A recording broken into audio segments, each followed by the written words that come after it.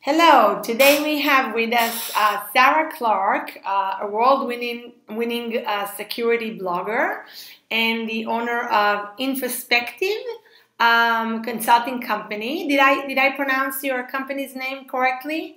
You did. There's just an S on the end. In perspectives. Okay, so Introspectives. Thank you, Sarah, for joining us.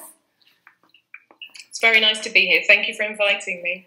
So today I wanted to talk to you about, obviously you're a woman in security, and there's not a ton of us. And I would love to encourage more women to get into that space. And so I wanted to hear from you a little bit about your experience. So maybe to start, kind of just generally, how have you seen the role of women in information security change over the course of your career? Well, I think the main thing is that certainly in the wider world now, I'm active on social media as well. That helps. I've seen women being far more acknowledged as technical authorities. That was virtually unheard of when I started in the field. I came from networking to security, and I don't think that's probably the only place where there are fewer women than security is in network administration, management and security. So perhaps I've got a slightly different view to some other women who've maybe come from softer areas, as they are called, which I don't like. That's a misuse by me.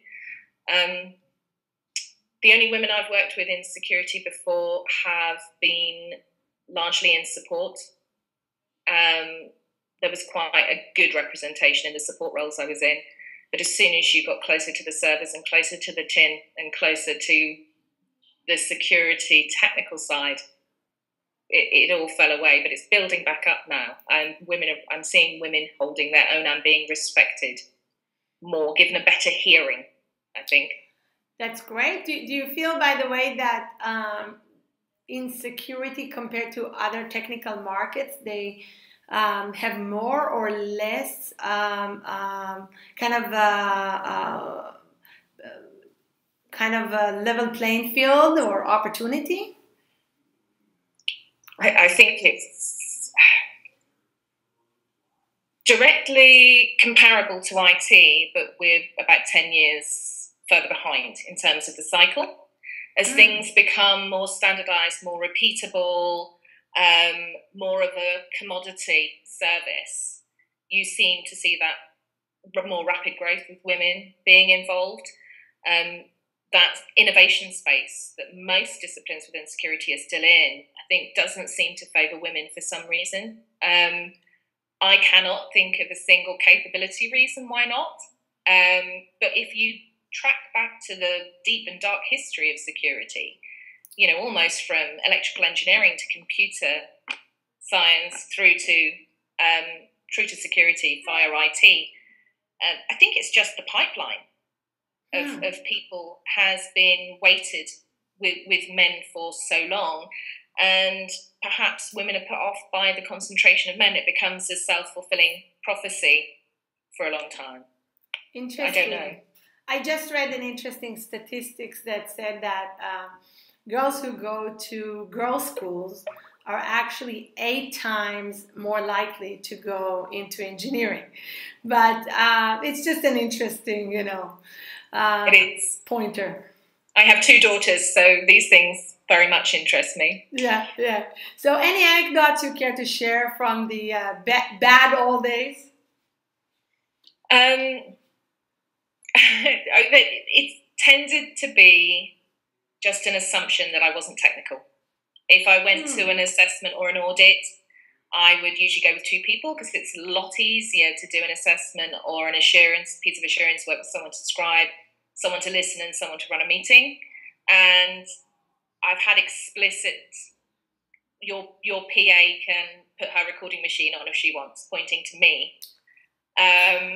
With the older chap who was actually assisting me on the audit, which was fine. So I kept stum.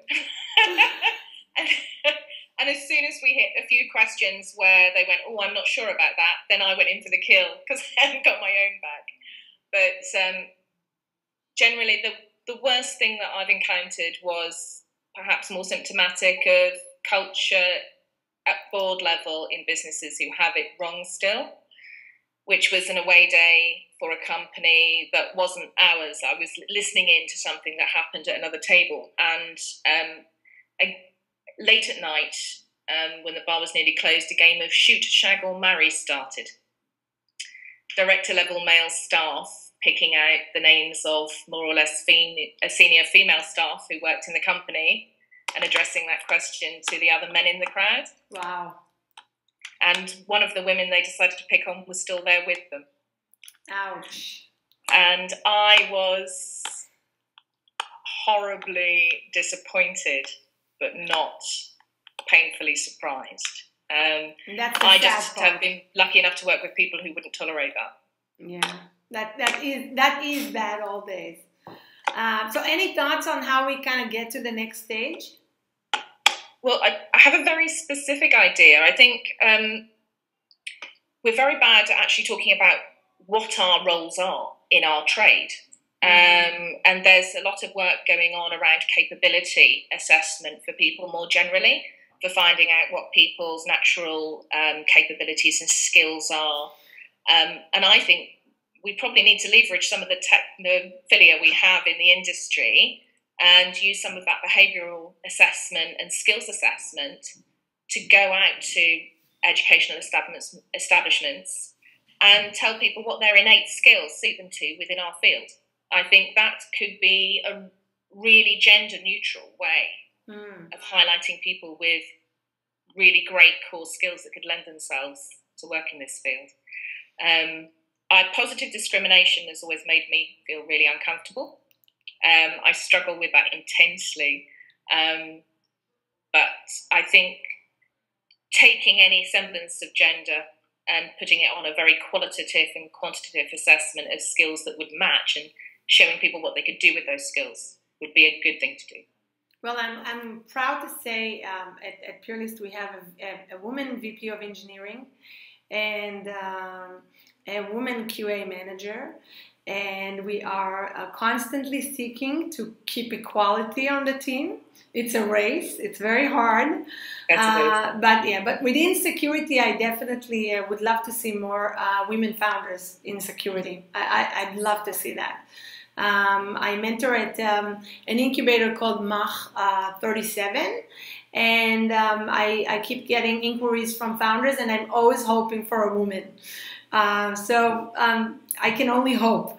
So let me ask you a kind of a final question. How do we know that we actually did make it to the next stage, in your opinion?